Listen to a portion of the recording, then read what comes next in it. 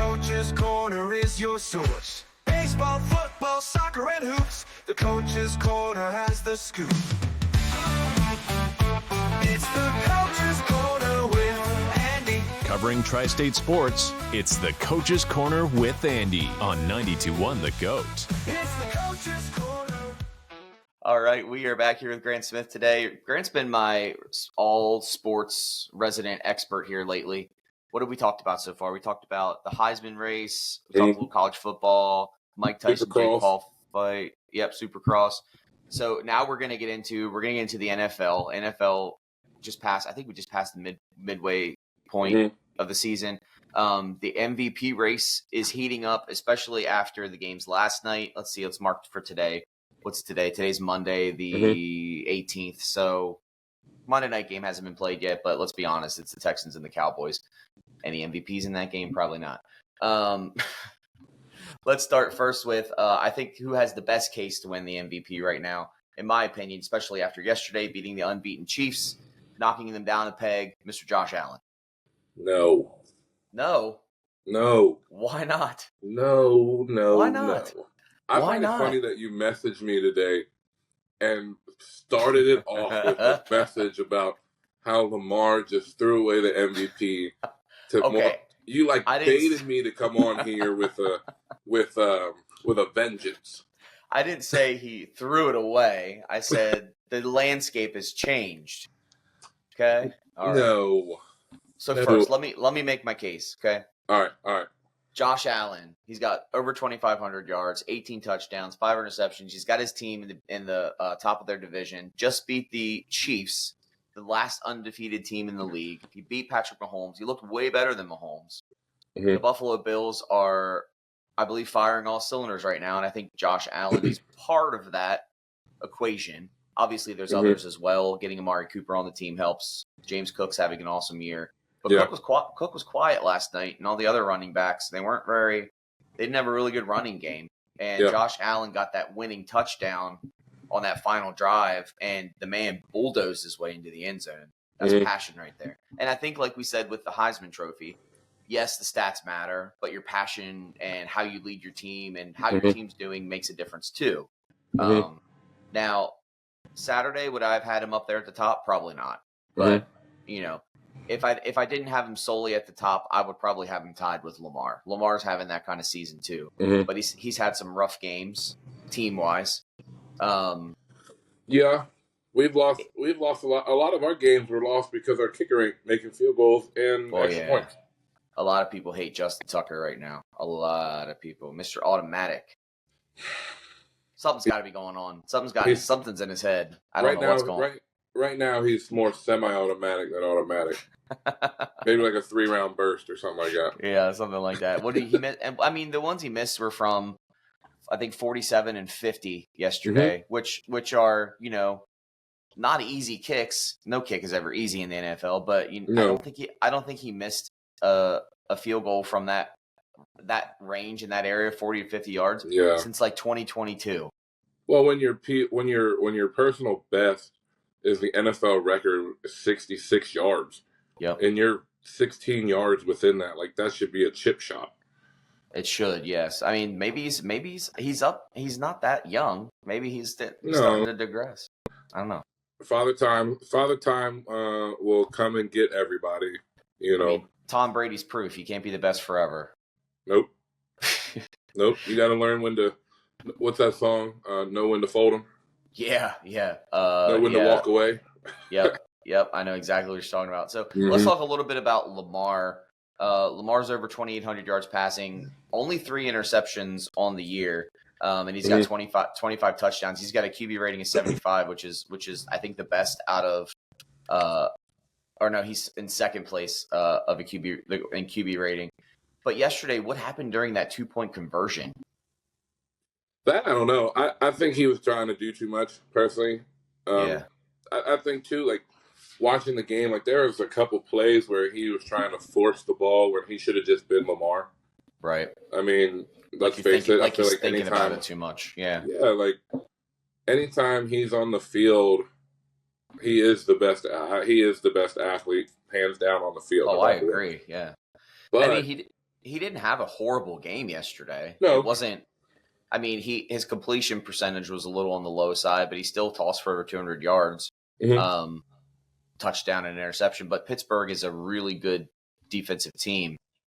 I feel like if he were to run the ball more, against, I mean, that rivalry. I mean, watching guys in the Baltimore Steelers games, like those guys are out there legit, not trying to like, go out and hurt somebody, but those guys are out there just hitting each other in the mouth, and they're just hitting each other at speeds that they don't normally hit other teams.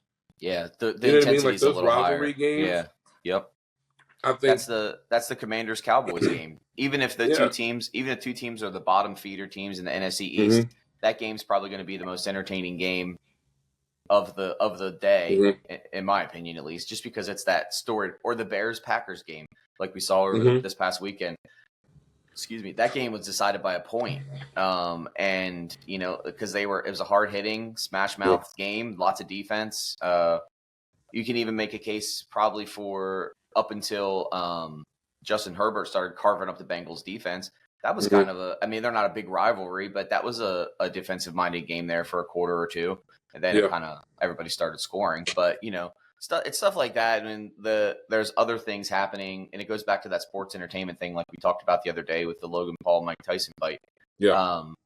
It's entertainment. There's storylines behind it, and that's what makes it cool to watch.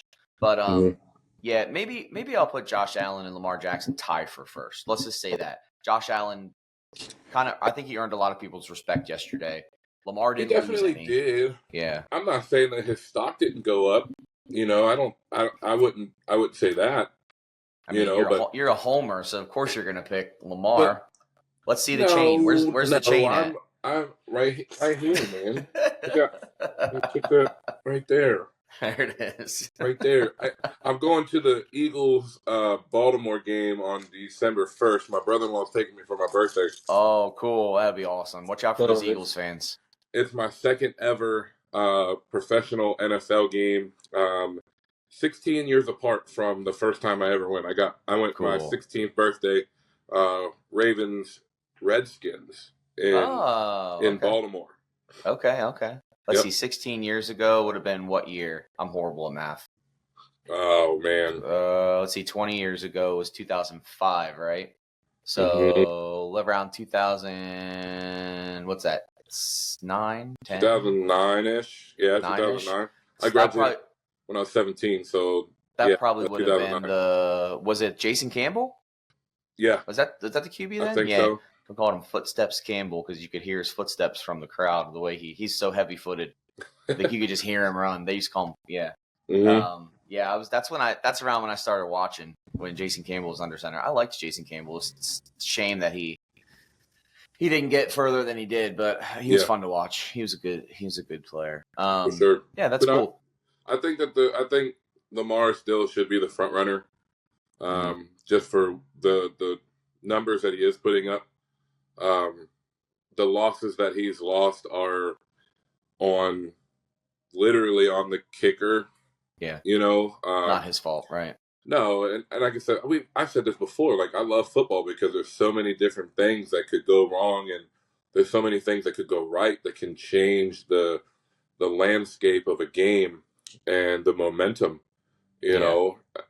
Justin Tucker hits both field goals and doesn't miss the extra point. We win by 7. Yep. If my math was right. Probably not right, but we win. Yeah, you win. Win's a win. You know what I mean? And then this whole conversation is irrelevant. Because Lamar's like, he's still the front runner. You know? And when Lamar and Allen went head-to-head, Allen had 0 touchdowns, 0 interceptions that game. Okay. They got stomped by the Ravens that game. I remember that. They got destroyed. That was the 3-touchdown Derrick Henry day, I think, wasn't it? Yeah. Yeah.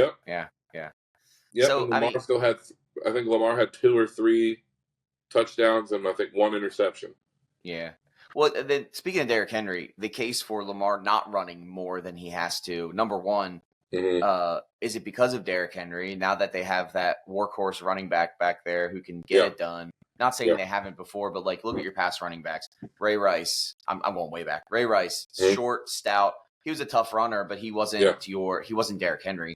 Then No. the only Gus Edwards was a pretty bruising back, but talent level wise, I wouldn't put him up there with Derrick Henry. Still a great player. No, and I think our last best running back we had was Jamal Lewis. Yep, Jamal Lewis. I was going to mention that name as well. Him and Derrick Henry remind me a lot of each other. Talent wise, size wise, that hard, tough nose, hard nose running. But then like right before Derrick Henry, who was it? Dobbins? Was it J.K. Dobbins? J.K. Dobbins, but he was always injured. He was always injured. He's tiny. He's not a big back. I mean, he's not small by any means. Really talented though. I will give him that. Very talented, but he didn't have the size. Right. He was more that pass catching back, like that fast, like that Christian McCaffrey style running back, which benefits a team, but as long as your style fits it, which I think the Ravens are more that smash mouth running style. Old school running, like battle of attrition, is that what it's called? Yeah. Who's gonna fold first? Right, exactly. Even Lamar runs tough. Like he's not the biggest dude in the world, but he doesn't I see him go into tackles a lot and choose not to slide, or he tries to get that extra yard, stuff like that. So but it's going to benefit Jackson as well, because then there's not as many chances of him to getting hurt. But at the same time, does it not benefit the team? Because obviously, like you said, he's the best athlete on the field, hands down, 9 times out of 10. And you need that. Like, you let him make a play, but maybe don't let him make every play. When Lamar doesn't run, it takes a huge dimension out of his style of play. Yeah. And there was a play where I watched, and I think it was like 3rd and 11 or something like that. And he threw the ball, and I'm like, dude, you had like 20 yards. Like there was nobody there. I could have ran 11 yards on that field. Maybe. I probably would have got like 7. Maybe. But still, like, if I was Lamar, I could have got more than that.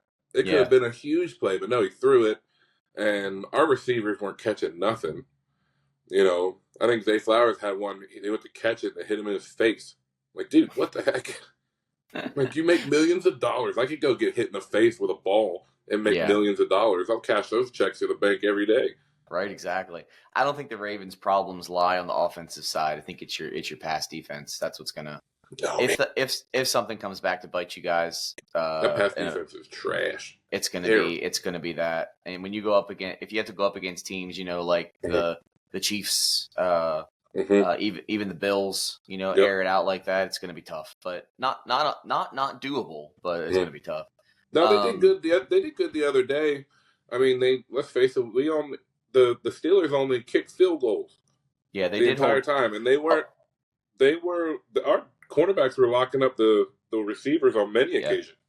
Yeah, I think George Pickens was the only one that had a decent day, like 80 yards, 7 catches or something like that. I think I read a stat that all of the other wide receivers in the first half combined for like 25 yards total on like 3 catches or something like that. So they definitely did their part. But if you think about it, on the Steelers, who else do they have besides George Pickens? That maybe Pat Freiermuth, tight end. Outside of that, no. A lot of other unproven names so far. But he's hit and miss in the pass game. But that's not an excuse. They're all professional athletes for a reason. So, true. But yeah.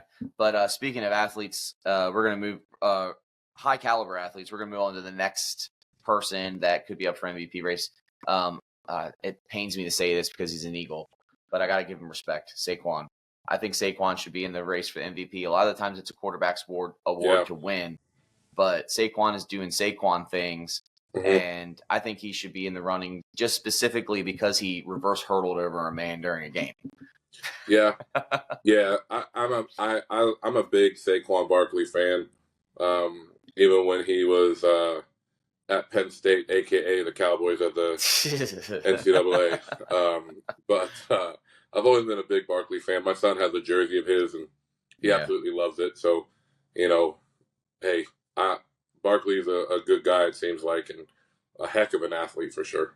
Yeah, I mean, he's carried the ball 197 yards or 197 times so far this year. That's first in the NFL. So he's definitely getting the action. He's second in yards, over 1,100, and he's got eight touchdowns. So, I mean, the man's doing it, and, Philly's on top. They're on top of the NFC East, it was clear to see, the other night when they played the Commanders last Thursday.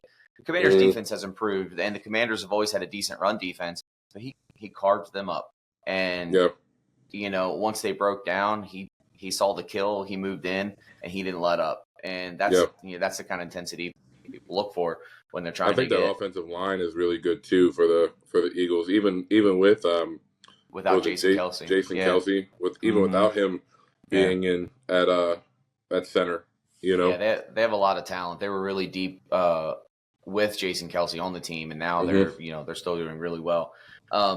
We mentioned the Commanders a little bit. Kind of a surprise entrant into this MVP race that a lot of people have been talking about. Jaden Daniels. I wouldn't have thought MVP when I think Jaden Daniels, more so Rookie of the Year, which we'll touch on later. But when you kind of look at his numbers, he's got a 67 overall quarterback rating. He's only got 10 he's only got 10 touchdowns on the year, which is 22nd in the league, but he's only thrown 3 interceptions. And he's over 2,300 yards passing. Not any numbers like Lamar, who, what do we say? He's at almost 3,000. So, but he's doing what a leader does. He's leading the team, and at a young age, a rookie to be exact. The last time I remember seeing a rookie lead like that was Lamar. So who knows what could happen? He's got the resume for it for sure, and what he's doing on that offense. Yeah. So he's got everybody, believing that they can go far into the playoffs, and I think the coach also has an amazing. He's done an amazing job for the Commanders as well. Coach of the Year, right there. Put my bid in. Yeah, Dan Quinn's doing an excellent job over in Washington. So this next one's kind of a controversial choice. When I mentioned it to you before we got on here today, you kind of looked at me like I had 7 heads. Kyler Murray. Now, Kyler Murray he's not playing horribly, but I feel like he's playing really good on an average team. The Cardinals have really turned it around. They're 6-4. If you remember when they started the season, they were kind of the team everybody laughed at. They've been playing really well lately, and that's kind of what an MVP does, is they lead their team. They turn their team around when they're down.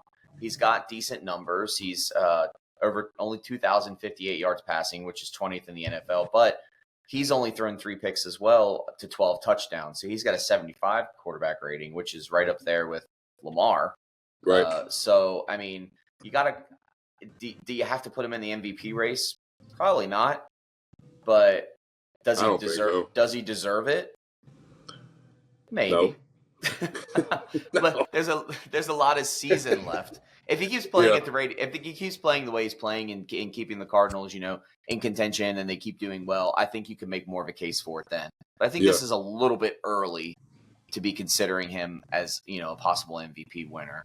I